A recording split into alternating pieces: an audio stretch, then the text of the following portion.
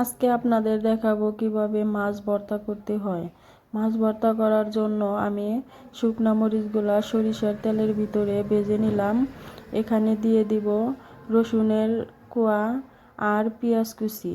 এগুলা একসাথে ভালো করে ভেজে নেব। বেশি লাল করব না, ভিতরে সিদ্ধ হয়ে গেলেই নামিয়ে নেব।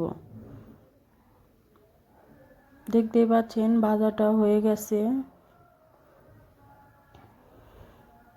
এখানে আমি মরিচগুলা ভেজে নিয়েছি। ওখানে 1 চামচ লবণ দিয়ে মরিচগুলা আমি হাত দিয়ে ভালো করে কষলিয়ে ডলে নেব।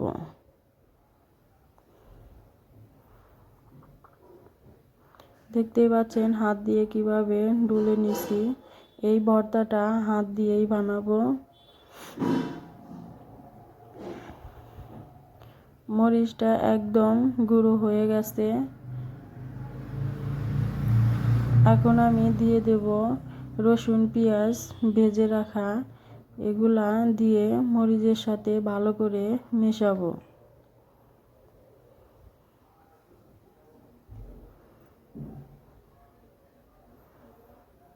এভাবে হাত দিয়ে ডলে ডলে মিশিয়ে নেব।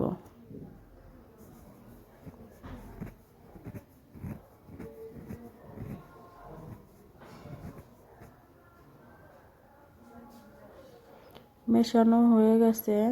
এদিকে আমি আগে থেকেই মাছ ভেজে ঠান্ডা হওয়ার জন্য রেখে দিয়েছিলাম। এই মাছের কাঁটাগুলা ছেড়ে নেব। কাঁটাগুলা ছাড়িয়ে ওগুলার সাথে হাত দিয়ে ডলে মিশিয়ে নেব। হাতের আঙ্গুল দিয়ে চেপে চেপে দেখে কাঁটাগুলা বেছে নিতে হবে।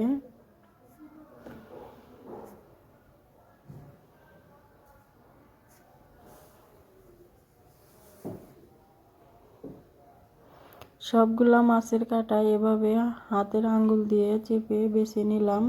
এখন এই রসুন পেঁয়াজ মরিচের সাথে ভালো করে মাখাবো।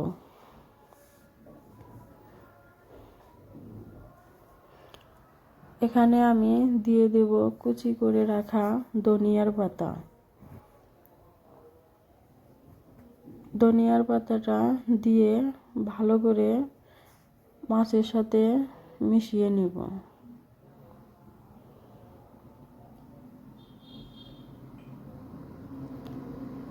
ভর্তাটা আমার বানানো হয়ে গেছে। খুবই সহজ এই ভর্তাটা বানানো।